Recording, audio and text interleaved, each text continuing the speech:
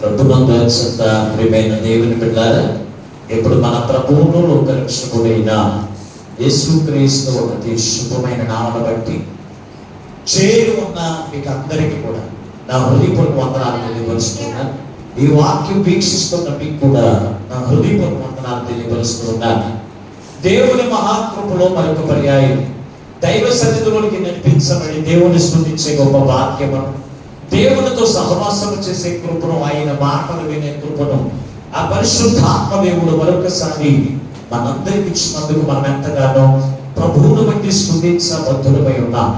ఏది ఏమైనప్పటికీ కూడా ఈనాటి దేవుని యొక్క వాక్యముగా ఒక మాట మీకు జ్ఞాపకం చేయడానికి నేను ఇష్టపడుతున్నానండి. పేతురు రాసినటువంటి మొదటి పత్రిక 1వ అధ్యాయము 13వ వచనాన్ని చదువుకుందాం. కాబట్టి మీ మనస్సు అనే నడుము కట్టుకుని నిబ్బరమైన బుద్ధి గలవారై యేసుక్రీస్తు ప్రత్యక్షమైనప్పుడు మీకు తేబడు కృప విషయమై సంపూర్ణ నిరీక్షణ కలిగి ఉండుడి. ప్రార్థన చేసుకుని వాక్యాన్ని నేర్చుకుందాం. మహాపరిశుద్ధులమును ప్రేమ స్వరూపి అయిన మా ప్రియ పరలోకపు తండ్రి, నీకు పరిశుద్ధమైన నామమునకు మీకు వందనాలు స్తోత్రాలు చెల్లిస్తూ ఉన్నాను. ఎంతవరకు నాయనా పాటల ద్వారా, స్తుతి ఆరాధన ద్వారా నీ నామమునకు మహిమ తెచ్చుకున్నందుకు వందనాలు స్తోత్రాలు. కొద్ది సమయం నీ విలువైన వాక్యమును ధ్యానం చేస్తూ ఉండగా చేరి ఉన్న ఈ మాటలు వింటున్న ప్రతి వారిని మీరు చూస్తూ ఉన్నాను కనుక నీ పక్షములు నిలబడి దోసుని ఆత్మతో నింపి నీ దోసుని నోట నీ మాటలు వచ్చి మాతో సూటిగా మాట్లాడుతూ ఉండగా వెనగలుగు చెవి, గ్రహించగల మనసు, లోబడి అనుసరించి నడిచే మనసు మాకందరికీ దయచేయమని మా ప్రభువు రక్షకుడైన యేసు నందు ప్రార్థించి వేడుకొనుచున్నాము పరమ తండ్రి. ఆమేన్. దేవునికి స్తోత్రం. హల్లెలూయా. ప్రభునందు అత్యంత ప్రియమైన దేవుని బిడ్డలారా, చదవబడిన వాక్య భాగముల నుండి ఈ రోజున ప్రభు మనతో మాట్లాడుతున్నటువంటి వాక్యపు మాట ఏమైందంటే, దేవుని యొక్క రాకడ కొరకు మీ మనస్సు అని నడుము కట్టుకుని సిద్ధపడి ఉన్నావా అనే మాట ద్వారా ఈ రోజున ప్రభు మనతో మాట్లాడుతూ ఉన్నాడు. ఎందుకు మాట్లాడుతూ ఉన్నాడు ఈ వాక్యము ద్వారా అంటే, దేవుని దూతలంట మనం చూస్తూ ఉన్నాయి. దాని ముందు వచ్చిన ఒకసారి చదవండి 12వ వచనాన్ని. పరలోకము నుండి పంపబడిన పరిశుద్ధాత్మ వలన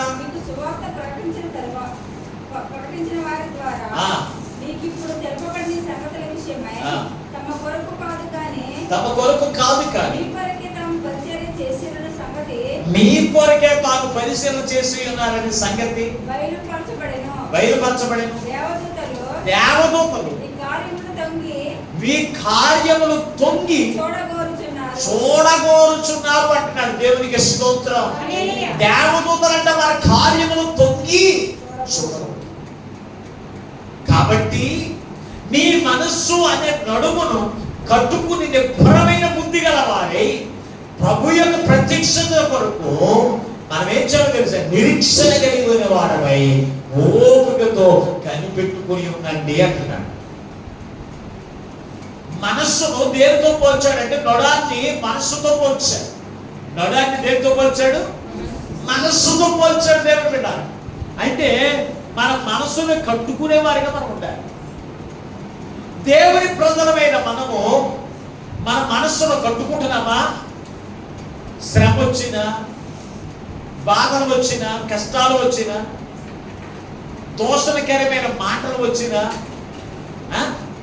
కోపం వచ్చినా, శోధన వచ్చినా, మన మనస్సు అనే నొడాన్ని మనం కట్టుకోగలిగితేనే దేవుని యొక్క ప్రత్యక్షతలో మనం ఎత్తబడేటువంటి గుంపులో మనం ఉంటాం. దేవుని యొక్క రాకడకు మనం బాప్తిస్మం తీసుకుంటే సరిపోదు, బలారాధన తీసుకుంటే సరిపోదు.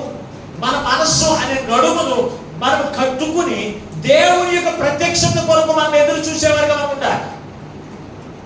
అప్పుడే దేవుని యొక్క రాకడలో మనం ఎత్తబడతాం. దేవుని రాకడలో క్రీస్తుతో కలిసి మనము నిత్యము కూడా జీవించగలుగుతాం. దేవుని బిడ్డ, క్రీస్తుతో కూడా మనం ఏం చేద్దాం? జీవించగలుగుతాం. దేవుడు ప్రభు యేసుక్రీస్తు వారు శరీరానికి లోకంలోకి వచ్చి మనందరి యొక్క పాప క్షమాపణ నిమిత్తము ఆయన శరీరం అప్పగించి గొప్ప రక్షణ సిద్ధపరిచి ఆయన ఆరోహణమయ్యాడు. మరలా ఆయన రెండోసారి ప్రత్యక్షత, ఆయన రెండో ప్రత్యక్షత ఉంది. తీతుకు రాసిన పత్రిక మీరు చూడగలిగితే తీతుకు రాసిన పత్రిక 2వ అధ్యాయం 11వ వచనం ఒకసారి చదవండి. అపోస్తలుడైన పౌలు తీతుకు రాసిన పత్రిక 2వ అధ్యాయం 11వ వచనం, అనగా మహాదేవుడను మన రక్షకుడైన యేసుక్రీస్తు ప్రత్యక్షత కొరకు ఎదురు చూచుచు ఈ లోకము స్వస్థ బుద్ధితోను నీతితోను భక్తితోను బ్రతుకుచుండవలెనని మనకి బోధించుచున్నది. దేనితో మనం ఎదురు చూడాలి? ఇక్కడ చాలా విషయాలు రాయబడి ఉన్నాయి. కానీ ఆయన మహాదేవుడను మన రక్షకుడైన యేసుక్రీస్తు యొక్క రెండవ ప్రత్యక్షత కొరకు మనం అందరం కూడా వేచి చూడవలసిన వారమై ఉన్నాం. ఎలా వేచి చూడాలి అంటే నీ మనస్సు అని నడుము కట్టుకుని నిబ్బరమైన బుద్ధితో దేవుని యొక్క ప్రత్యక్షత కొరకు మనం ఎదురు చూడాలి. అలా ఎదురు చూడకపోతే, మన మనసు కట్టుకోకపోతే మనము డేంజర్ జోన్ లో ఉన్నట్టు, అంటే ప్రమాదంలో ఉన్నట్టు. మనము ప్రమాదంలో ఉండి దేవుని యొక్క రాకడ కొరకు ఎదురు చూస్తే మనము నరకానికి వెళ్ళిపోతాము తప్ప దేవుని యొక్క నిత్య రాజ్యంలో మనం ప్రవేశంలోనికి మనం వెళ్ళలేము.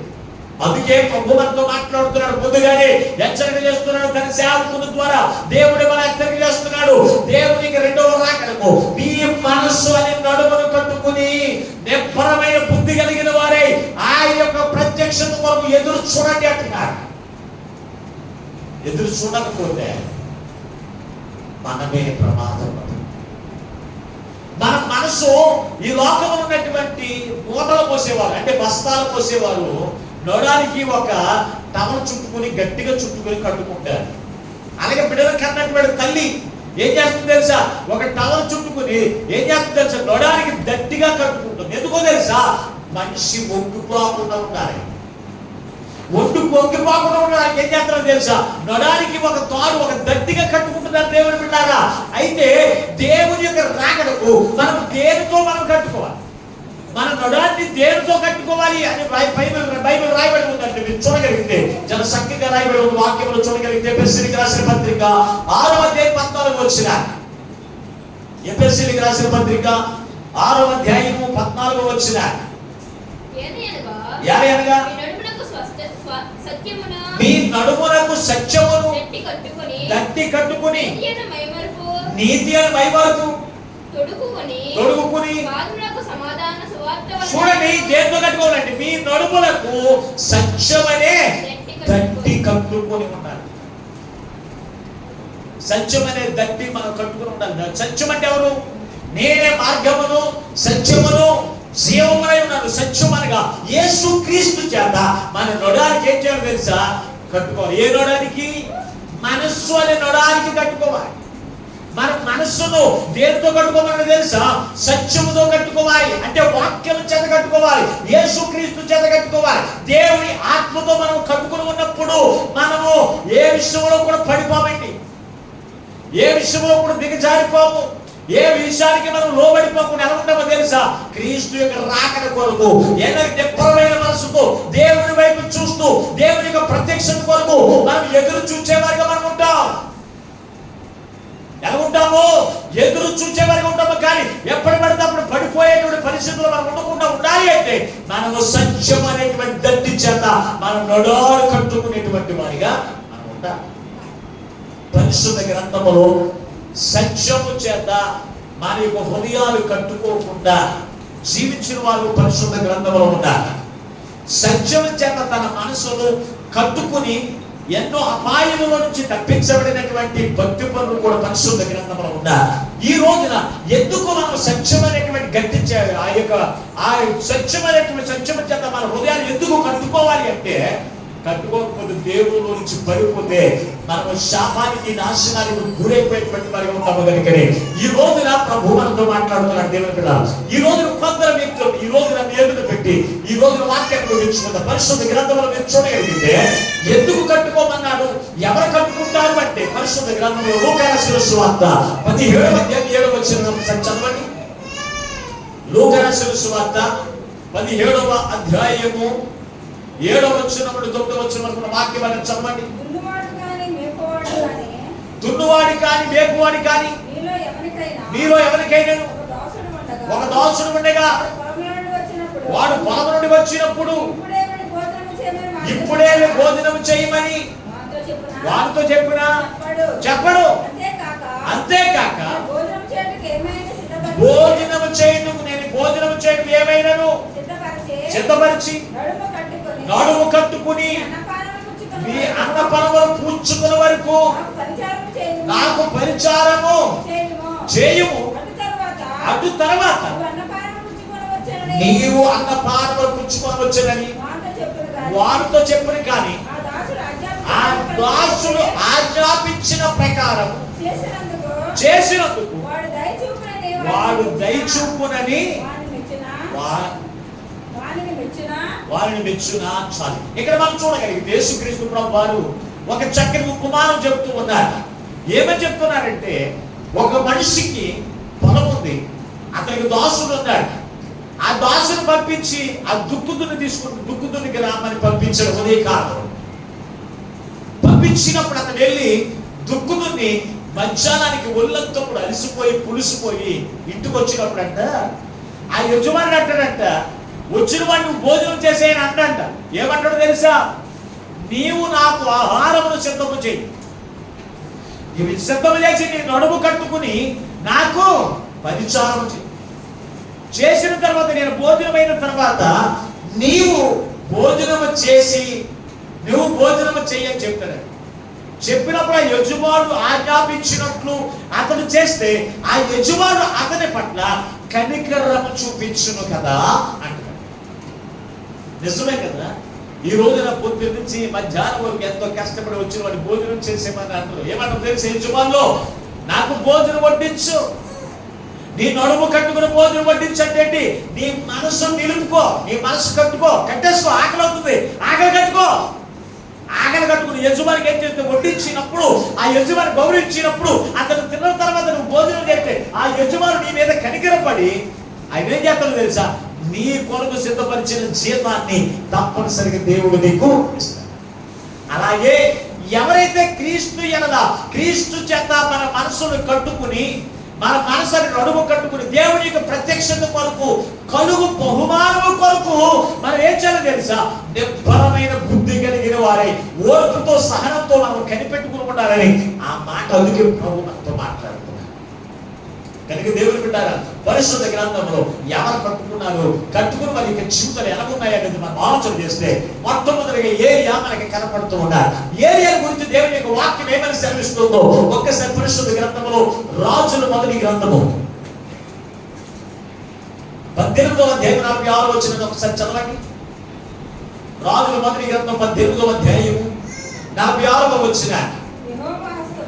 యెహోవా హస్తము ఏలియాను బలపరచగా అతను నడుము బిగించుకుని ఆహాబు కంటే ముందుగా పరిగెత్తుకుని పోయి చాలు. ఇక్కడ మనం చూడగలిగితే ఏలియా మనకి కనపడుతూ ఉన్నాడు. ఏలియా అంటాడు, అయ్యా 3 సంవత్సరాలు వర్షము కురవలేక భూమి మీద అని చెప్పాడు. దేవుని ఆత్మతో చెప్పినప్పుడు ఆ వర్షం కురవడం మానేసింది. 3 సంవత్సరాలు అయిపోయిన తర్వాత ఏలియా రాజు ఆహాబు రాజు దగ్గర ఆహాబు రాజు గబగబా ఎవరి దగ్గరికి వచ్చాడంటే ఏలియా దగ్గరికి వచ్చినప్పుడు, అయ్యా ఇదిగో ఇంకా 3 సంవత్సరాలు పూర్తి అయిపోయింది నేను చెప్పిన విధంగా దేవుడు చదివించిన మాట ప్రకారం 3 సంవత్సరాలు వర్షం కురవడం మానేసింది. ఈ రోజు వర్షం కురుతుంది, ఇక్కడి నుంచి నువ్వు లేచి నువ్వు త్వరగా నీ రాజ్యంలోకి రథం ఎక్కేసి వెళ్ళిపోయాడు. బయటకు చూశాడు, ఎక్కడ వర్షం కనపడలేదు, బొగ్గు కనపడలేదు. కనపడినప్పుడు అన్నాడు, నువ్వు వెళ్ళు లేకపోతే నువ్వు తడిచిపోతావు అని చెప్తానంట. ఏలియా రథం ఎక్కి వెళుతూ ఉన్నాడు. అయితే ఆహాబు రథం ఎక్కి వెళుతూ ఉండగా ఏలియా నడుము బిగించుకున్నట్ట అతనికంటే ముందుగా వెళ్ళాడు. నడుము బిగించుకుని అక్కడికి వెళ్ళాడు. అప్పటికి ఒక సందర్భం జరిగింది ఏంటో తెలుసా? ఇదిగో యెజబెలు పోషిస్తున్నటువంటి 400 మంది అశ్వరుడు దేవతలను, 400 మంది బయలుదేవతలను ఆరాధించేటువంటి ఆ యొక్క పూజారులందరినీ కూడా ఏం చేస్తాడో తెలిసి ఏలియా కత్తి చేత చంపేశాడు. ఎందుకో తెలుసా? దేవుని పక్షముగా వాక్యములు నిలబడినటువంటి వాడు, యజమానుడి యొక్క మాట చొప్పున చేసేవాడు తప్ప ఎవరికి కూడా సరెండర్ అవ్వకుండా, ఎవరి మాటకి కూడా లోబడకుండా, దేనిని కూడా ఆశించగా దేవుని యొక్క రాకడి కొరకు, దేవుడి ఇచ్చినటువంటి బహుమానం కొరకు ఎదురు చూసేటువంటి భక్తుడు ఎవరు తెలుసా? ప్రవక్త ఎవరు తెలుసా? అంటే ఏలియా. ఎదురు చూస్తూ ఉంటే అప్పుడు యెజబెలు ఏమంటుందో తెలుసా? ఒక అహాబు ఈ యొక్క ఏలియాకు కోపరపించింది ఏమని తెలుసా? నా బయలుదేవతలు, అష్టోరక దేవతల ప్రవక్తలు చంపేస్తాడు ఏలియా. రేపటి ఇదే సమయానికి, రేపటి ఇదే వేళకు ఏలియా ప్రాణము తీయకపోతే అప్పుడు అడగడని చెప్పి ఎవరు పంపించిందంటే తన దగ్గర ఉన్నటువంటి ఒక దాసుని ఏలియా దగ్గరికి పంపించింది. ఈ మాట ఏం చెప్పాడు? ఈ మాట ఏలియాకి చెప్పినప్పుడు ఏలియా ఏమంటాడు తెలుసా? ఒక్క దినం ప్రయాణం చేసి ఆ ప్రయాణం అయిపోయిన తర్వాత ఏం చేస్తాడు తెలుసా? మోకరించి దేవునికి ప్రార్థన చేస్తాడు. ఎంత మట్టుకు చాలయ్యా నా జీవితం, నా మట్టుకు ఎంత మట్టుకు నా జీవితం చాలయ్యా, నా ప్రాణం తీసేసుకొని దేవునికి ప్రార్థన చేస్తున్నాడు. అంటే ఎంత గట్టిగా నడుము బిగించుకున్నవాడే ఒక యెజబెలుపై పెడితే ఏమైపోయాడు తెలుసా? తన మనసు ఏమైపోయింది? కృంగిపోయినటువంటి పరిస్థితి. ఏదేకంటే గొప్పడం కాదు, మనం ఏదో ఒక విషయంలో ఎవరో ఒకరు బెదిరింపులకో, ఎవరో ఒకరు సలహాలకో మనము పడిపోయేటువంటి పరిస్థితులు ఈ రోజున లోకంలో ఉన్న క్రైస్తవులు కలిగి ఉన్నారు. కనుక ఈ రోజున ప్రభు మనతో మాట్లాడుతున్నాడు. నీ మనస్సు అనే నడాన్ని నువ్వు బిగించుకో, కట్టుకోకపోతే పడిపోయే ప్రమాదం. ఈ రోజున దేవుని బిడ్డలారా, మనసు అనే నడుమును కట్టుకోకే కదా యేసు రక్తం ఇచ్చి విమోచించబడి దూసరకరమైన మాటలు మాట్లాడుతున్నావు. నీ మనసు కట్టుకోగలుగుతున్నావా? అబద్ధాలు మాట్లాడుతున్నావంటే నీ మనసు కట్టుకోవట్లేదు. చెడు అలవాట్లు, చెడు స్నేహం కలిగి, చెడు ప్రవర్తన కలిగి ఉంటున్నావంటే నీ మనసు అనే నడుమును నువ్వు కట్టుకోలేవు అనే సంగతిని జ్ఞాపకం చేసుకోవాలి. అనే మనసును కట్టుకోలేదనే సంగతిని జ్ఞాపకం చేసుకుని నీ మనసు అనే నడుముని కట్టుకోగలిగితే ఆ మనసు నడుము దేని కట్టావో అది నిన్ను పడిపోయినది. ఏలియా పడిపోబోతున్నాడు అంటే కూలిపోయేటువంటి పరిస్థితి ఏర్పడినప్పుడు ఇతను కట్టుకున్నటువంటి నడుముని కట్టుకున్నటువంటి క్రీస్తు ఉంది కదా, క్రీస్తు యొక్క ఆత్మ అంటుంది. ఏమంటుంది తెలుసా? అబ్బాయి, నువ్వు పడిపోవడానికి వీల్లేదు, లేచి ఇదిగో నేను పెట్టేటువంటి రొట్టె తిని ఇంకా 40 రోజులు ప్రయాణం చేయవలసి ఉంది, ప్రయాణం చేయి అందంతే. ఎవరు? క్రీస్తు చేత నడాన్ని తన మనసును కట్టుకున్న ఆ ఆత్మ అతన్ని పడిపోయి ఒకటి ఏం చేస్తుంది తెలుసా?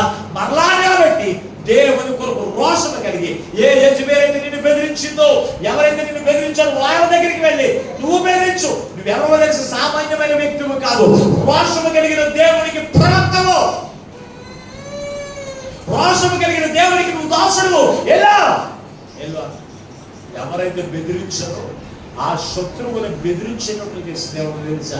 కట్టబడిన నడానికి, తన మనసుకు కట్టబడిన దేవుని. అందుకే ఏలియా అతను పడిపోలేదండి. ఏ విషయంలో పడిపోలేదు. రాజులు బెదిరించిన, రాణిని బెదిరించిన, ఎంతో మంది బెదిరించిన ఎక్కడ కూడా పడిపోకుండా ఉన్నాడు. అంటే కారణం ఏంటంటే తన మనస్సు అనే నొడాన్ని దేవుతో కట్టుకున్నాడంటే సత్యము అనే తట్టుతో అతను కట్టుకున్నాడు. ఈ రోజున ప్రతి విషయంలో పడిపోతున్నా, బెదిరింపుకి పడిపోతున్నా, బెదిరింపులకి పడిపోతున్నా, పెళ్లికి పడిపోతున్నా, పక్షులకి పడిపోతున్నా, పండగలకి పడిపోతున్నా, ప్రతి విషయంలో పడిపోతున్నా. అంటే ఇక్కడ కారణం ఏంటంటే నీ మనస్సు అనే నొడాన్ని దేవుని ఆత్మ చేత, దేవుని వాక్యం చేత నువ్వు కట్టుకుని నువ్వు ఆడితో పాటు నీకెందుకు వచ్చిన వాడు? ఆడి సూత్రాలు ఆ ఒక్క నువ్వు సూత్రం వాడే వాక్యం అనేసి దేవునికి స్తోత్రం. చైతు ఫోన్ తీసే పక్కన పెట్టి మమ్మీకి ఇచ్చి మంచు, చాలా మంచి దేవుని బిడ్డలారా, ఇక్కడ మనం ఆలోచన చేస్తే ఏలియా రోషము కలిగి ఉండడానికి గల కారణం, నిబ్బరమైన బుద్ధి కలిగి ప్రభు వైపు చూస్తూ తన జీవితాన్ని ముందుకు కొనసాగించడానికి గల కారణం ఏంటి తెలుసా? సత్యమైన దండి చేత తన ఆత్మను, తన మనసును ఏం చేసాడు తెలుసా? కట్టేసుకున్నాడు. అందుకే అతను పండేది. సత్యమనే దండి చేత మన మనసుని కట్టుకున్నప్పుడు ఎవరో ఒకరు పడేయడానికి చూస్తారు, ఖచ్చితంగా ఎవరో ఒకరు పడేయడానికి చూస్తారు. ఆనాడు ఏలియాను యెజబెలు పడేయడానికి చూసింది, క్రీస్తులో నుంచి దిగజార్చడానికి, బెదిరించేగా క్రీస్తులో నిర్మాణం కూడా చేయడానికి అతనికి అనేకమైన ప్రయత్నాలు, అనేకమైన బెదిరింపులు బెదిరించింది. కానీ అతను పడిపోలేదు. ఎందుకో తెలుసు అంటే దేవుని ఆత్మ చేత, దేవుని వాక్యం చేత తన మనసుని నడవాలని అతను కట్టుకుని ఉండడం వల్ల అతను పడిపోలేదండి. ఈ రోజున లోకంలో చాలా మంది బెదిరిస్తారు, నా పెళ్లికి రాకపోతే, మా పిల్లల పెళ్లికి రాకపోతే నీ పెళ్లికి నేను రాదు, ఆదివారం ఉదయం 10 గంటలకి నేను పెళ్లి ఎక్కున్నానంటే మనం ఏం చేస్తాం? ఆ బెదిరింపులకి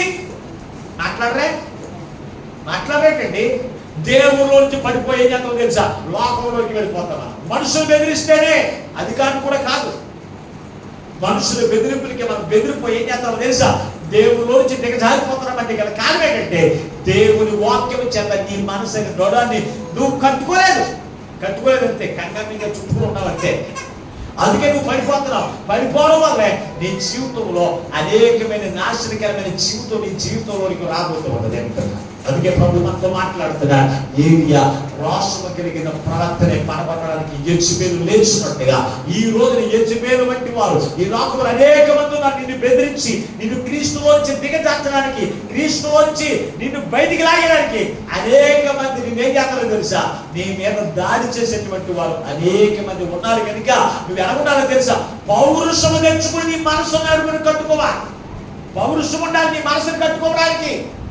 ఏలియా పౌరుషంతో తన మనసును కట్టుకున్నాడు కనుక, దేవుని వాక్యంతో, దేవుని ఆత్మతో తన మనసును కట్టుకున్నాడు కనుక ఆ వాక్యంలో నుంచి అతను బయటికి పడిపోవడానికి అతను ఎక్కడ కూడా అతని యొక్క ఆలోచన లేదు. పరిశుద్ధ గ్రంథం, అందుకే పరిశుద్ధ గ్రంథంలో యోబు భక్తుడు చక్కని మాట మాట్లాడుతాడు. చూడండి సార్, 38వ అధ్యాయం యోబు గ్రంథం 3వ వచనం ఒకసారి చదవండి.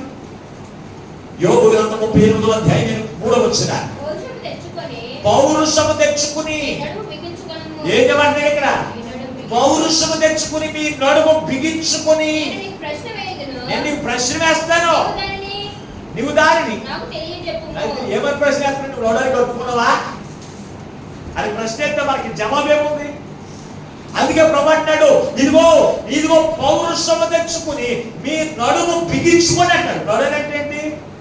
నడుము బిగించుకోవడం అంటే తాడు తెచ్చేసుకుని నడుము కట్టేసుకోవడం కాదు. దేంతో? సత్యముగా క్రీస్తు చేత, దేవుని వాక్యం చేత, దేవుని ఆత్మ చేత నీ మనసును కట్టుకోవాలి. ప్రతి వారం, ప్రతి రోజు దేవుని వాక్యం నీ మీదకి వస్తున్నప్పుడు ఆ వాక్యం చేత నీ మనసును కట్టుకోగలుగుతున్నావా? ఇక్కడ వినేసి విడిచిపెట్టేస్తారంతే. వినేసి విడిచిపెట్టేసి అనడం వల్ల నీ మనసు ఎలా నిలకడగా ఉంటుంది? నిబ్బరమైన బుద్ధి ఎలా ఉంటుంది? క్రీస్తు వైపు చూసే మనసు ఎలా ఉంటుంది? యోబు ఎంత భక్తిపరుడంటే, ఎంత దేవుని ఆత్మ చేత తన మనసును కట్టుకున్నాడంటే, కుమార్తెలు కోల్పోయి ఆస్తి అంతా కోల్పోయిన తర్వాత తన భార్య దేవులోంచి పడగొట్టడానికి చూసింది. ఎవరిని? యోబుని. ఏమంటుంది? పిల్లలు కోల్పోయా, ఆస్తిని కోల్పోయి ఇంకా దిగజారకుండా ఆ దేవుడిని పట్టుకుని ఆనాడుతున్న దిగిపోడా అంతే. అన్నా లేదా? దిగిపోయాడా? పడిపోయాడా క్రీస్తులో నుంచి? ఎందుకు పడిపోలేదు అంటే దేవుని యొక్క ఆత్మ చేత, దేవుని యొక్క వాక్యం చేత తన మనసును కట్టుకున్నాడు కనుక తన భార్య ఎన్ని మాటలు అన్నా కానీ ఎవరున్నాడు తెలుసా? నిబ్బరమైన బుద్ధి కలిగిన వాడిగా ఉన్నాడు, పడిపోలేదు. చిన్నప్పటి నుంచి తనతో పెరిగినటువంటి స్నేహితులు, చిన్నప్పటి నుంచి తనతో పెరిగినటువంటి స్నేహితులు అంటున్నాడు, అతని శరీరం చూచి, అతనికి ఉన్నటువంటి వ్యాధిని చూచి, అతనికి ఉన్నటువంటి బాధను చూచి, అయ్యా ఎందుకు వచ్చిన కూడా బాబు ఆ దేవుడి నుంచి దిగుబా అన్నారు. పడిపోయాడండి. తన మనసు పడిపోయిందా? పడలేదు. గల కారణం ఏంటంటే తన మనసును దేనితో కట్టుకున్నాడు తెలుసా? వాక్యము చేత, తన మనసును దేవుని ఆత్మ చేత కట్టుకున్నాడు కనుక అతడు పడిపోలేదండి. ఎంతమంది బెదిరించిన మన స్నేహితులు అంటారు, మన స్నేహితులు మనం దిగజారితే పడిపోతాం, మన భార్య దిగజారితే పడిపోతాం, భర్త దిగజారితే పడిపోతాం, పిల్లలు దిగజారితే పడిపోతున్నావు అంటే నీ మనసును ఈ దేనితో కట్టుకోలేదు తెలుసా? వాక్యంతో కట్టుకోలేదు, క్రీస్తుతో కట్టుకోలేదు. క్రీస్తుతో కట్టుకుని క్రీస్తు నిన్ను పడిపోనిస్తాడా? పడిపోతా నేను చూడగల లేచి నిలబెడతాడు దేవుడిలో. నీ మనసును వాక్యంతో కట్టుకోవాలి నువ్వు. దేవుడు కట్టుకున్న వారు యోగు దేవునితో కట్టుకున్నాడు కనుక తన మనస్సును దేవుడి వాక్యంతో కట్టుకున్నాడు, దేవుని ఆత్మతో కట్టుకున్నాడు కనుకనే ఏ విషయంలో కూడా యోగు పడిపోలేదు కనుక కారణం ఏంటంటే ఎప్పుడు కూడా నిబ్బరంగా క్రీస్తులోనే నిలగడగలన్నాడు. శ్రమలు వచ్చినా, కష్టాలు వచ్చినా, బాధలు వచ్చినా, వ్యాధులు వచ్చినా దేవుళ్ళ నుంచి దిగజారిపోయి మనసు అతనికి లేదు కనుక కారణం తెలుసంటే తన మనసు అంతా కూడా తన మనసును దేవుని ఆత్మతో కట్టుకున్నాడు. నువ్వు కట్టుకోగలుగుతున్నావా? కట్టుకుంటే చెడుతనం నీలో కనపడదే, చెడు మాటలు నీలో ఉండవే, చెడు ప్రవర్తన నీలో ఉండదే. ఎక్కడ చూసిన యథార్థత ఎప్పుడో తెలుసా? దేవుని ఆత్మ చేత, దేవుని వాక్యం చేత నీ మనసు కట్టుకోగలిగినప్పుడు. ఈ రోజున ఎవరైనా బూతులు తింటేనే మనం ఏం చేస్తాం? తిట్టేస్తాం. అంటే నీ మనసు దేవుని యొక్క వాక్యంతో కట్టుకోలేదు. దేవుని వాక్యం ఏం చెప్తా? బూతులు ఆడమని చెప్పిందా? దేవుని వాక్యం ఏం చెప్పింది? అబద్ధాలు ఆడమని చెప్పిందా? దేవుని వాక్యం ఏం చెప్పింది? చెడు ప్రవర్తన కలిగిన జీవితం జీవించమని చెప్పిందా? ఇవన్నీ నీలో ఉంటున్నాయంటే ఇక్కడ కానివ్వండి నీవు ఆత్మను, నీ మనసును దేవుని యొక్క ఆత్మ చేత కట్టబడలేదు. సత్యమనే దట్టి చేత కట్టబడి ఉంటే ఆ సత్యము నేను పరిపాలిస్తుందా? ఆ సత్యము నేను దిగజారిస్తుందా? ఆ సత్యము నేను లోకంలో కలవరిస్తుందా? లోకస్తులతో నేను జీవింపజేస్తుందా? అంటే క్రీస్తులో నిన్ను జీవింపజేస్తుంది. క్రీస్తు యొక్క వాక్యాన్ని ప్రకారంగా నడుచుకునేటట్టు చేస్తుంది. ఎప్పుడు తెలుసా? దేవుని ఆత్మ చేత నువ్వు కట్టుకున్నప్పుడు. మరొక వ్యక్తిని మీరు చూడగలిగితే పరిశుద్ధ గ్రంథంలో యోధా దేశపు రాజు, యోధా దేశపు యొక్క దైవజనుడు ఒక ఆయన ఉన్నాడు. ఆయన పేరు బైబిల్లో రాయబడలేదు, కానీ అతని గురించి చక్కని వాక్యం అక్కడ రాయబడి ఉంది. ఒకసారి మీరు పరిశుద్ధ గ్రంథంలో చూడగలిగితే రాజుల మొదటి గ్రంథం 11వ అధ్యాయం, రాజుల మొదటి గ్రంథం 11వ అధ్యాయం 17 వచ్చిన చదవగలిగితే ఇక్కడ ఒక దైవజనుడు గురించి ఇక్కడ రాయబడి ఉంది. అక్కడ నువ్వు అచ్చట అన్నపానంలో పుచ్చుకోవద్దని, నువ్వు వచ్చిన మార్గమున పోవుటకు తిరగవద్దని యెహోవా చేత నాకు సెలవాయెను అని చెప్పాను. అందుకు అతడు నేను నీ వంటి ప్రవక్తనే, మరియు దేవుడు ఒకడు యెహోవా చేత సెలవు పొంది అన్నపానము పుచ్చుకొనుటకై అతన్ని ఇంటికి తోడుకుని రమ్మని నాతో చెప్పినని అతడు అబద్ధమాడగా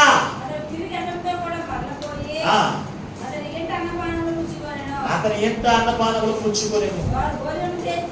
వారు భోజనపు చేర్చుండగా అతన్ని వెనకకు తోడుకుని వచ్చిన ఆ ప్రవక్తకు యెహోవాకు ప్రత్యక్షమైన అంతటా అతడు యోధా దేశముల నుండి వచ్చిన దైవజనుడిని పిలిచి, యెహోవా ఎలాగు ఆజ్ఞించుచున్నాడు, నీ దేవుడని యెహోవా నీకు ఆజ్ఞాపించినదాన్ని గైకొనక ఆయన సెలవిచ్చిన నోటి మాట మీద తిరగబడి నీవు వెనుకకు వచ్చి నీవు అచ్చట అన్నపానంలో పుచ్చుకోవలసినదని ఆయన సెలవిచ్చిన స్థలమున భోజనం చేయుచున్నావు కనుక నీ కళేబరము నీ పితరుల సమాధిలోనికి రాకపోవునని ఎలుగెత్తి చెప్పెను. 24 వచ్చిన అతను బయలుదేరి మార్గంలో పోచుండగా ఒక సింహం అతనికి ఎదురుపడి అతన్ని చెప్పెను. అతని కళేబరము మార్గం ముందు పడి ఉండగా గాడిద దాని దగ్గర నిలిచి ఉండేది, సింహమును శవము దగ్గర నిలిచి ఉండేది. దేవునికి స్తోత్రం, హల్లెలూయా. ఒక దైవజనుడు యోధా దేశపు యొక్క దైవజనుడు గురించి ఇక్కడ రాయబడి ఉంది. ఈ యోధా దేశపు దైవజనుడు ఎంత రోషము కలిగిన వాడంటే ఏలియా అంత రోషము కలిగిన వాడు. అయితే ఈ రోషము కలిగిన ఏరియా రోషము కలిగిన ఈ దైవజనుడు ఒకనొక దినాన్ని అతడు ఎక్కడికి వస్తున్నాడంటే దేవుని యొక్క మందిరంలోనికి వస్తూ ఉన్నప్పుడు అప్పటికి యెహోవాకు బలులు అర్పించడం జరిగింది. దేవుని మందిరంలో బలిపీఠ పెట్టి బలులు అర్పిస్తూ ఉండగా ఈ దైవజనుడు వచ్చి నువ్వు చేస్తున్న అవివేకం పని ఏంటని చెప్పి అతను మందలించి ఆ బలిపీఠము బద్దలైపోవును గాక, బలిపీఠముతో బుడ్డి ఒలిగిపోవును గాక అని చెప్పినప్పుడు ఈ యెహోవా అన్నాడు, అతన్ని సరసాన్ని చేయి చూపించినప్పుడు చెయ్యి ఎండిపోయింది. అంటే దైవజనుడు వైపు చెయ్యి చూపిస్తే చెయ్యమైపోయింది, ఎండిపోయింది. ఎండిపోయిన ఆ చేతిని మళ్ళా ఆ రాజు మళ్ళా బ్రతిమలాడు. ఏమనంటే, నన్ను బాగు చేయనైనా, నా చెయ్యిని బాగు చేయనైనా బ్రతిమలాడితే, ఈ రోషం కలిగిన దైవజనుడు మనం ప్రార్థన చేయగా అతను చెయ్యి మన యథాప్రకారం వచ్చింది. అప్పుడు ఈ రాజు యెరొబెయాము అంటాడు, అయ్యా నువ్వు నా రాజ్యంలోకి వచ్చి నువ్వు నీకు ఏర్పాటు చేసిన విందు చేసి నేను ఇచ్చేటువంటి బహుమానం తీసుకోవయ్యా అని చెప్తే, ఈ దైవజనుడు ఆల్రెడీ దేవుని చెప్ప సెలవు పోతాడు. ఏమని తెలుసా? నువ్వు ఎక్కడ కూడా భోజనం చేయడానికి వెళ్ళలేదు, వీళ్ళదు. నేను ఏ మాట చెప్పాను ఆ మాట చెప్పి నేను ఎక్కడికి వెళ్తారమ్మా నాకు వచ్చేది చెప్పాడు. ఆ మాట అదే మాట ఆ రాజుకి చెప్తే, ఆ రాజు మరి మాట్లాడి దేవుడు దీన్ని ఇక్కడ తినొద్దని దగ్గర సరేనయ్యా అయితే నువ్వు వెళ్ళిపోయి చెప్పేసి పంపించేస్తే అతను వచ్చేస్తూ ఉంటే ఒక దైవజనుడు, ఒక ముసల దైవజనుడు, ఒక వృద్ధాప్యంలో ఉన్నటువంటి దైవజనుడు ఎంతదో ఈ దైవజనుడు కూర్చున్నటువంటి మాటలు విని ఆ దైవజనుడు గురించి తెలుసుకుని అంత రోషం కలిగిన వాడు మా ఇంటికి తెచ్చుకుని భోజనం అనుకుని అతను ఎక్కడున్నాడు అని అతని దగ్గర ఉన్నటువంటి పరివారంతో చెప్పినప్పుడు, అతను పలానా మస్తకి వృక్షం మీద కూర్చుని ఉన్నాడయ్యా అని చెప్తే, నాకు ఒక గాడిదను గంత కట్టి నాకు ఇవ్వండి అని చెప్పి ఆ గాడిదని ఎక్కి ఎక్కడికి వెళ్ళాడంటే ఆ దైవజనుడి దగ్గరికి వెళ్ళినప్పటికీ మస్తకి వృక్షం నుంచి కూర్చున్నటువంటి ఆ దైవజనుడితో, యోధా దేశం నుంచి వచ్చినటువంటి దైవజనుడు నీవేరా అని అడిగితే అయ్యా నేనే అన్నాడు. నేనంటే అయితే ఈ రోజున మా ఇంటికి వచ్చి భోజనం చేయాలి. భోజనం చేయడానికి అయ్యా నన్ను ఎవరింటి దగ్గర కూడా భోజనం చేయొద్దని ప్రభు నాకు సెలవిచ్చాడంటే, ఇతను అంటాడు, నీకు చెప్పిన దేవుడు పోతే నాకు ఈ రోజున సెలవిచ్చింది. పలానా చోట ఒక దైవజనుడు అతను తీసుకొచ్చి భోజనం పెట్టమని నాకు దేవుడి యొక్క ఆత్మ చేత నాకు సెలవు వచ్చింది. నేను నీ వంటి ప్రవక్తనే, నీ వంటి దైవజనుడే, రావయ్యా అని. అయితే దైవజనుడు చెప్పాడంటే దేవుడే సెలవిచ్చుంటాడని అనుకున్నాడు తప్ప, దేవుడు తనతో మరలా తినవద్దన్న దేవుడు మరలా అతనితో చెప్పాలని జ్ఞానం లేకుండా తన మనసును కట్టుకోకుండా ఏమైపోయాడు తెలుసా? అక్కడికి వెళ్ళిపోయి అతను భోజనం పెడితే భోజనం చేస్తా ఉన్నాడంట. భోజనం చేస్తా ఉండగా ఈ దైవజనుడు తీసుకొచ్చిన దైవజనుడితో దేవుడు ఇప్పుడు మాట్లాడాడు. ఏమని తెలుసా? ఇదిగో ఆ దైవజనుడితో చెప్పవలసిన మాటలు, నేను ఎక్కడ కూడా భోజనం చేయొద్దని చెప్తే అతను మనసు కట్టుకోకండి నీ యొక్కకు వచ్చి భోజనం చేస్తూ ఉన్నాడు కనుక నేను సెలవిచ్చిన మాట ఏంటంటే, అతని శరీరం అతని పితరుల యొక్క బాధ్యత పెట్టబడదు అని సెలవి అని చెప్పాడు. సరే ఈ మాట అతను భోజనం చేస్తుండగా చెప్పాడు. చెప్పిన తర్వాత అతనికి ఒక గాడిద నుంచి గంతకంటే గాడిద నుంచి గాడిద మీద తోలుకుని వెళ్ళిపోవయ్యా అని చెప్పినప్పుడు ఆ గాడిద మీద వెళుతూ ఉండగా ఒక సింహము దారిలో కాచిందంట. ఒక సింహము దారిలో కాచి ఏం చేస్తుంది తెలుసా? ఈ దైవజనుడిని చంపేస్తే గాడిద ఆ శవం దగ్గరే ఉంది, ఈ చంపిన సింహం కూడా అక్కడే ఉంది. అందరూ వచ్చి చూసినప్పుడు ఆ దైవజనుడు ఎవరైతే భోజనం పెట్టాడో తీసుకొచ్చి భోజనం పెట్టాడు ఆ దైవజనుడు కూడా చూసినప్పుడు సింహం అక్కడే ఉంది, గాడిద అక్కడే ఉంది, శవము కూడా అక్కడే ఉంది. ఇంత నాశనం ఆ దైవజనుడికి రావడానికి గల కారణం ఏంటంటే తన మనసును కట్టుకుని దేవుని మాట చెప్పున చేయకపోవడమే. ఈ రోజున దేవుని బిడ్డలారా, మన మనసు కట్టుకోగలిగితే దేవుని మాట చెప్పున మనం చేస్తాం. మన మనసు కట్టుకోకపోయినప్పుడు మనం ఆహారం చూసి లోకిపోతాం. ఎక్కడికి విగ్రహాలు కనిపించిన మేకపోతు మాంసం పెడతా ఉంటే ఏం చేస్తాం? మనం వెళ్ళిపోతారండి. ఎవరు వెళ్ళిపోతారు? అందరూ మనసు కట్టుకున్న వాళ్ళు ఎవరండి? ఎవరు తింటారో తెలుసా? మనసు నిలుపుకోలేనటువంటి వారు, ఆహారం పడిపోయేవారు చాలా మంది ఉన్నారు. ఈ రోజున దేవుడు మనతో సెలవిస్తూ ఉన్నాడు, ఇదిగో ఆయన కొన్ని ఆహారం మనం తినమని చెప్పాడు. వాటిని ఖచ్చితంగా మనం తినచ్చు, కొన్నిటిని తినొద్దన్నారు. వాటి విషయంలో మనం ఏం చేయాలి? మన మనసును కట్టుకునేవారిగా ఉండాలి. ఈ రోజున దేవుని యొక్క రక్తం చేత విమోచించబడ్డా, ప్రభు యొక్క పదార్థం తీసుకుంటున్నా, దేవుని ఆత్మను పొందుకున్నావు. కానీ నీ మనసు కట్టుకోకుండా తినకూడని వాటిని కూడా తిని నీ మీదకి నాశనం తెచ్చుకుంటే కనుక ఈ రోజున ప్రభు నీతో మాట్లాడుతున్నాడు. నీ మనసు అనే దొడాన్ని నువ్వు కట్టుకున్నావా? నీ మనసు అనే దొడాన్ని నువ్వు కట్టుకోకపోతే నువ్వు ఎక్కడో తెలుసా? డేంజర్ జోన్లో, ప్రమాదంలో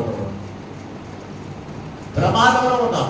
నిన్ను పడగొట్టేవాడు నీ సన్నిధి పనులు అయి ఉండొచ్చు, నిన్ను పడగొట్టేవాడు నీ కుటుంబీకులు అయి ఉండొచ్చు, నిన్ను పడగొట్టేవాడు నీ బిడ్డలై ఉండొచ్చు, నిన్ను పడగొట్టేవాడు నీ భార్య ఉండొచ్చు. ఉండొచ్చు, నిన్ను పడగొట్టేది నీ భర్త ఉండొచ్చు, నిన్ను పడగొట్టేది నీ స్నేహితులు ఉండొచ్చు.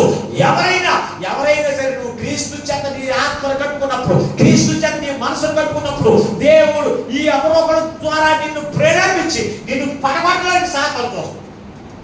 వారి మాటలు వేరే మాటలు విని నీ మనసు నిలుపుకోకపోతే నష్టపోయేది నీవే, వాడు కాదు. నష్టపోయేది నీవే.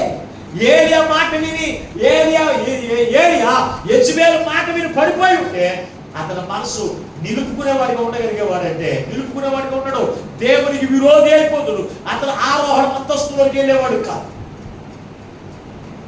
యోబు తన భార్య మాట విని తన స్నేహితుల మాట విని అతను పడిపోయి ఉంటే ఖచ్చితంగా రెండంతల ఆశీర్వాదములకు వారసుడు అయ్యేవాడు కాదండి. రెండంతల ఆశీర్వాదములకు వారసుడై ఉండేవాడు కాదు. ఈ రోజున మన యొక్క జీవితాల్లో మనకు రెండంతల ఆశీర్వాదములకు నిత్య రాజ్యానికి వారసుగా ఉండాలి అన్న, మనము పరలోక రాజ్యము ఆయనకి ఎత్తబడేటువంటి గుంపులో మనం ఉండాలి అన్న, ఖచ్చితంగా మన మనస్సు నొడాన్ని నువ్వు కట్టుకుని నిబ్బరమైన బుద్ధి కలిగినటువంటి వారు ఉండాలి. ఈ రోజు నిబ్బరమైన బుద్ధి నీకు ఉంటుందా? యేసు రక్తం చేత విడిపించబడ్డావు, దేవునికి వాక్యానుసారంగా నడుచుకోవాలి, వాక్యానుసారంగా ప్రవర్తించాలి అనేటువంటి జ్ఞానము మనకు ఉంటుందా? అందుకే రోజున ప్రభు మనతో మాట్లాడుతున్నాడు. సుమా, నీ మనస్సు అనే నడుమును కట్టుకుని నిర్భరమైన బుద్ధి కలిగిన వారే ఆయన ప్రత్యక్షత కొరకు, ఆయన నీ కొరకు సిద్ధపరిచిన దాన్ని పొందుకోవడానికి ఓర్పుతో సహనముతో ఎలాగుండాలి కనిపెట్టుకుని ఉండాలని చెప్తూ ఉంటే ఆయన మాట ఏమన్నా మనకు లెక్క ఉంటుందండి? అసలు దేవుని మాటకి రెండో మంది విడిచిపెట్టేద్దాం. ఆ వాక్యం ద్వారా మన హృదయాన్ని కట్టుకుంటే మనం బాగుపడతాం. ఆ వాక్యం ద్వారా మన మనసును కట్టుకుంటే మనం నాశనానికి పోకుండా నిత్య జీవములో ఉంటాం. బిడ్డ, దేవుని బిడ్డారా, నిత్య జీవములో ఉంటాం. కానీ మనం ఏం చేయట్లేదు తెలుసంటే మన మనసును కట్టుకోకపోతే ఎటు పడితే తిరిగేటువంటి మనసుని మనం ఎటు కనపడితే వెళ్ళిపోయే మనసు, ఎటు పడితే వెళ్ళిపోయే మనసు కనుక ఆ మనసును మనం కట్టుకోవాలి. దేనితో తెలుసా? దేవుని వాక్యంతో మనం కట్టుకోవాలండి. కట్టుకోకపోతే ప్రమాదంలో ఉంటారు. పరిశుద్ధ గ్రంథంలో మరొక దైవజనుడు ఉన్నాడు. ఎవరు తెలిసి? ఏలియా దగ్గర ఉన్నటువంటి దైవజనుడు ఎలీషా. ఏలియా తర్వాత మరలా రోషము కలిగి దేవుని యొక్క పనిలో బలముగా వాడబడినటువంటి దైవజనుడు ఎలీషా. ఎలీషా గురించి ఒక మాట, చక్కని మాట రాయబడి ఉంది. చూడొకసారి పరిశుద్ధ గ్రంథంలో మీరు చూడగలిగితే రాజుల 2వ గ్రంథం 4వ అధ్యాయం 29వ వచనం ఒకసారి చదవండి. రాజుల 2వ గ్రంథం 4వ అధ్యాయం 29వ వచనం. కాబట్టి నీ నడుము బిగించుకుని నా దండము చేత పట్టుకుని పొమ్ము, ఎవడైనా నీకు ఎదురుపడింది ఎడలా ఏంటంటే వారికి నమస్కారం చూద్దు, ఎవరైనా నీకు నమస్కరించిన ఎడలా వారికి ప్రతి నమస్కారం చేయొద్దు. అక్కడికి పోయి నా దండము ఆ బాలుడి మీద పెట్టి గెహాజీకి ఆజ్ఞాపించి పంపాను. చూడండి, ఇక్కడ మనం చూడగలిగితే షునేము అనేటువంటి ఒక పట్టణం ఉంది. ఆ షునేము అనేటువంటి గ్రామంలో ఒక స్త్రీ ఉంది. ఆ స్త్రీ పేరు బైబిల్లో రాయబడ్డది, కానీ ఆమె గురించి గనురాలు అనబడిన స్త్రీ అని రాశారు. ఈమె తన భర్త వీళ్ళిద్దరూ కూడా తన భర్తను పరిచయం చేసి దైవజనుడు ఎలీషా ఆ షునేమి గ్రామానికి వచ్చి ఉన్నప్పుడల్లా తన ఇంటికి పిలిచి తనకి ఆతిథ్యం ఇస్తూ అతను వచ్చి అలసిపోతున్న సేవలు అని చెప్పి పైన ఒక గది కట్టి అతను ఒక మంచం వేసి దేవుని యొక్క సేవకుని కొరకు ఒక గొప్ప పరిచయం చేసేటువంటి ఒక కుటుంబం ఉంది. ఆ కుటుంబం ఎప్పుడు కూడా దేవునికి పరిచయం చేస్తూ దేవునికి సేవకునికి దేవుని ప్రేమించి ఆతిథ్యం చేస్తున్న కుటుంబాన్ని ఈ దైవజనుడు ప్రేమించేమని తెలుసా? ఈ కుటుంబంలో ఏమైనా లోటు కలిగి ఉన్నారా అని అడిగితే, అయ్యా ఈ కుటుంబంలో సంతానం లేదు అని గెహాజీ ద్వారా తెలుసుకుని ఎలీషా ప్రార్థన చేయగా ఒక చక్కని కుమారుడు దేవుడు ఇచ్చాడు. ఆ కుమారుడు కొన్ని సంవత్సరాలకు ఏమైపోయాడంటే చనిపోయాడు. చనిపోతే ఈ షునేమీరాలు వైద్యుల దగ్గర పరిగెత్తలేదు, తన యొక్క బంధువుల దగ్గర పరిగెత్తలేదు, స్నేహితుల దగ్గర పరిగెత్తలేదు, కానీ ఎవరి దగ్గర తెలుసా? దైవజనుల దగ్గర పరిగెత్తాడు. దైవజనుడి దగ్గర, దైవజనుడా నేను కొడుకు కావాలని నిన్ను అడగలేదు, సంతానం కావాలని నేను అడగలేదు. అయినప్పటికీ అయ్యా నా కుటుంబంలో లోటును చూసి నువ్వు ప్రార్థన చేసి ఒక కుమారుని ఇప్పించావు దేవుని చేత. ఈ రోజు నా కుమారుడు ఏమయ్యాడు, చచ్చిపోయాడు అని కన్నంట నీళ్లు పెట్టుకుని ఏడుస్తూ ఉంటే వెంటనే దైవజనుడు అతను పరిగెత్తుకునే అన్నది కానీ అతని దగ్గర ఉన్నటువంటి గెహాజీని పిలిచి, గెహాజీ, ఇదిగో నేను ఇచ్చేటువంటి దండంలో చేతపుచ్చుకుని నువ్వు పరిగెత్తుకుని వెళ్తూ ఉండగా ఎవరైనా నీకు నమస్కారం చేసినా వారికి ప్రతి నమస్కారం చేయు. ఎవరైనా నీకు ఎదురుపడి ఎదురుపడి నువ్వు నమస్కారం వారికి చేయదు. ఎవరితో నువ్వు మాట్లాడకుండా నీ నడుమును బిగించుకుని వెళ్ళి ఆ బాలుడి మీద నేను ఇచ్చిన దండం అతని మీద పెట్టు, అతను సంక్షిప్తం వేస్తాడని చెప్పాడు. ఇక్కడ ఈ మాట మీరు చూస్తే ఇతను వెళుతూ ఉండగా అక్కడ జాగ్రత్త ఎందుకు చెప్పాడు ఎలీషా అంటే, పడిపోయే ప్రమాదం ఉంది. దైవజనుడి దగ్గర నుంచి నువ్వు లోకంలోకి వెళ్తున్నప్పుడు, నిన్ను పడగొట్టేవారు లోకంలో ఉంటారు. అది నీ బంధువులు కావచ్చు, నీ స్నేహితులు కావచ్చు, నీ భార్య కావచ్చు, నీ భర్త కావచ్చు, లేకపోతే నీ ఇరుగు పొరుగు వారు కావచ్చు. ఎవరైనా పడగొట్టే లక్షణం వారిలో ఉంటుంది, పడిపోయే లక్షణం నీలో ఉంటుంది. కనుక దైవజనుడు ఏం చెప్తున్నాడు తెలుసా, ఇదిగో నువ్వు ఎవరికి ప్రతి నమస్కారం చేయదు, నువ్వెవరితో మాట్లాడదు, నువ్వు నడుము బిగించుకుని అంటే నీ మనస్సు కట్టుకుని వెళ్ళాలని చెప్పినట్లు అన్నాడు దేవుని బిడ్డ. అక్కడ జరిగినటువంటి సందర్భంలో మనం చూస్తే ఎవరితో మాట్లాడేది, ఎవరికి ప్రతి నమస్కారం చేయలేదు, డైరెక్ట్ గా వెళ్ళిపోయాడు. ఆ కుమారుడు దగ్గరికి వెళ్ళిపోయాడు, దండం పెట్టాడు. అతను బ్రతకలేదు. కానీ మళ్ళా వచ్చి దైవజనుడికి చెప్తే ఈ దైవజనుడు ఏం చేశాడు తెలిసి వెళ్ళి ప్రార్థన చేశాడు. మళ్ళా చనిపోయిన కుమారుడు మళ్ళా బ్రతికాడు. దేవునికి స్తోత్రం. అంటే ఇక్కడ మనం చదవబడి వాక్య భాగంలో దైవజనుడు ఈ దేవుని యొక్క మాట చేత మీ నొడాలు కట్టినప్పుడు, మీ మనసును కట్టినప్పుడు ఆ తాళ్ళు బయటికి వెళ్ళి దాన్ని తిప్పేసి పడేయడానికి. ఆ తాళ్ళు ఏదో అని దెయ్యాలు భూత వైద్యులు ఒక తాడిస్తాడు, తాడు కడతాడు. అదేమంటాడు, భూత వైద్యుడు ఏం చేస్తాడు, ఓ తాడిచ్చే తాడు కట్టి ఏం చేస్తాడు, ఈ తాడు ఏమంటాడు, ఎప్పొద్దంట. తాడు ఎప్పొద్దు ఇప్పవా నువ్వు ప్రమాదంలో పడతావంట. అసలు ఇప్పుదైనా తాళ్ళను ఎప్పరా. మరి దేవుని యొక్క వాక్యము చేత, దేవుడు తన యొక్క వాక్యము చేత నీ మనసుని కట్టినప్పుడు నువ్వేం చేస్తున్నావు, బయటికి వెళ్ళగానే ఏం చేస్తావు, ఆ వాక్యాన్ని విసిరిపారేసేసి వెళ్ళిపోతున్నావు. ఇప్పుడు నువ్వు ఎక్కడన్నట్టు ప్రమాదంలో ఉన్నవని సంగతి నువ్వు గుర్తెరగట్లేదు. ఆనాడు యోధా దేశము దైవజనుడు దేవుని వాక్యము చేత తన మనసుని కట్టే ఆ వాక్యాన్ని, దేవుని ఆజ్ఞను పక్కన పడేసి ఒక దైవజనుడు ఏదో, ఇంకో దైవజనుడు ఏదో చెప్పాడు, దాని ప్రకారంగా అతను చేసి ఏ పొందాడంటే మరణంలోకి వెళ్ళిపోయాడు. ఈ రోజున సంఘ సహోదరికి అది ఏదో చెప్పేస్తుందని నమ్మేది కాదు, అది దేవుని యొక్క వాక్యానుసారంగా ఉంటుందా లేదా అని మనం ఏం చేయాలి, దేవుని వాక్యంలో చూసుకోవాలి. నీ మనసు చూసుకోవాలి. మనసు పెట్టి ఏం చూసుకోవాలి తెలుసా, వాక్యం అని అర్థంలో నుంచి చూసుకుంటూ తెలుసుకుని అది కరెక్ట్ అయితే వారి మాట చెప్పడం చేయాలి. లేకపోతే ఏం చేయాలి తెలుసా, విడిచిపెట్టే వరకు ఉన్నారు. అంతేకాని ఎవరో ఏది చెప్తే ఆ మాటలు నమ్మేసి ఆ మాటల ప్రకారం నువ్వు చేస్తే నీ జీవితంలో దేవుని యొక్క ప్రత్యక్షతలో ఎంతబడి గుంపులో ఉండవు. నాశనానికి వెళ్ళిపోయిన గుంపులో ఉండవు. కనుకనే ఈ రోజున ప్రభు మనతో మాట్లాడుతున్నాడండి. ఈ రోజున ప్రభు అతిగా మనతో మాట్లాడుతున్నాడు. ఎందుకో తెలుసా, నువ్వు నాశనం అయ్యే గుంపులోకి వెళ్ళడానికి వీల్లేదు. కనుకనే ఈ రోజున ప్రభు మనతో మాట్లాడుతున్నాడు. ఇంకా మీరు పరిశుద్ధ గ్రంథం చూడగలిగితే ఇర్మియా గ్రంథం మొదటి అధ్యాయం 17వ వచనం చదవండి ఒకసారి. ఇర్మియా గ్రంథము మొదటి అధ్యాయం 17వ వచనం.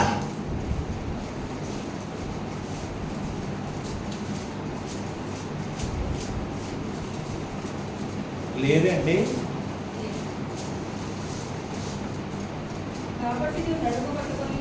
కాబట్టి మీ నడుము కట్టుకుని నిలవబడి నేను నీకు ఆజ్ఞాపించినంతయు వారికి ప్రకటన చేయము, భయపడకు, నేను వారి ఎదుట భయము పుట్టించను అంటాడు. ఎవరితో మాట్లాడుతున్నాడు తెలుసు, ఇర్మియాతో మాట్లాడుతున్నాడు. ఇర్మియా యోధా ప్రజలకి భయపడిపోతున్నాడు. గల కారణం ఏంటంటే వారు దేవుడి మాట చెప్పలేదు, దేవుడి మాట చెప్పులు చేయట్లేదు. ఎంత ప్రకటించిన, ఎంత సువార్త ప్రకటించిన, ఎంత వాక్యం చెప్పని, ఈ వాక్యానుసారమైన జీవితం వీళ్ళు లేదే అని ఏం చేస్తుంది తెలుసా? ఒక్కొక్కసారి నేను ఇక ప్రకటించడం ఎందుకు అనుకునేవాడు.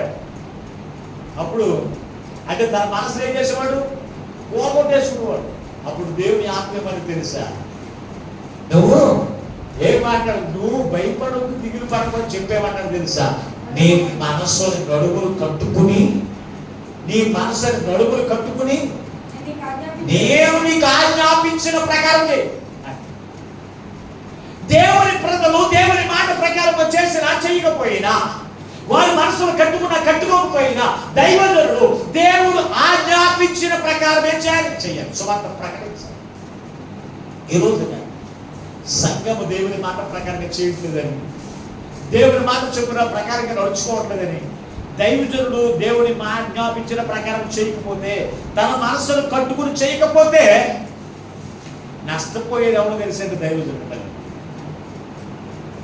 మీరు మనసు కట్టుకోకపోయినా, దేవుడు చెబుతూ ఉన్నట్లుగా మీ మనసు కట్టుకోకపోయిన దైవజనుడు దేవుడు ఆజ్ఞాపించిన ప్రకారం చెప్పినది చెయ్యాలి.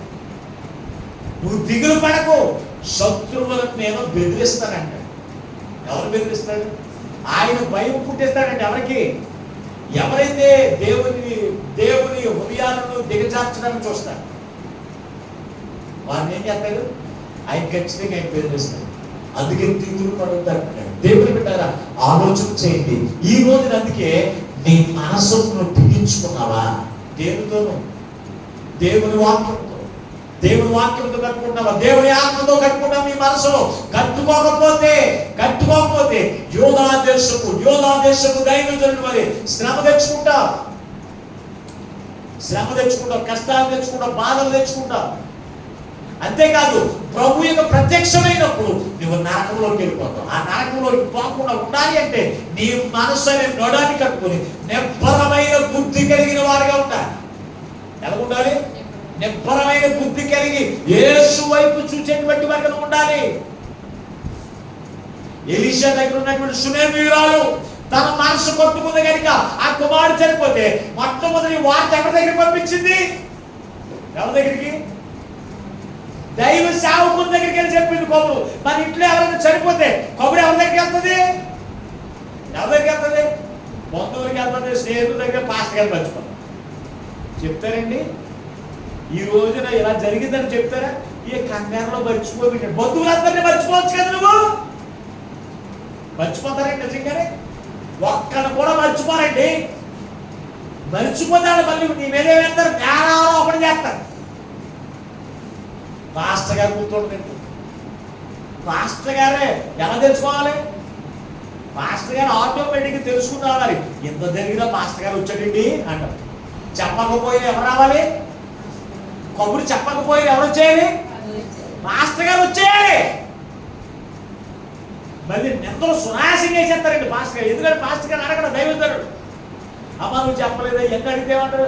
ఎంతమంది తెలిసింది ఎవరు మీకు చెప్తారు అనుకున్నామండి. పాస్టర్ గారు ఏమంటారు? మళ్ళీ ఎంతమందిలో ఎవరో ఒకరు మీకు చెప్తారు అనుకున్నామండి, అందుకే మేము చెప్పలేదంటారు. మరి ఈమె సునేమీయురాలు ఏం చేసింది? తన కుమారుడు చనిపోతే ఆ బిడ్డ యొక్క శవాన్ని అలా పెట్టింది, భర్తను పక్కన పెట్టింది. ఎక్కడికి వెళ్ళిపోయి దైవజనుడి దగ్గరికి వెళ్ళి తెలియపరిచింది, దైవజనుడా నా కుమారుడు చనిపోయాడు. ఈమె మనసు ఎంతో కట్టుకుందో తెలుసా?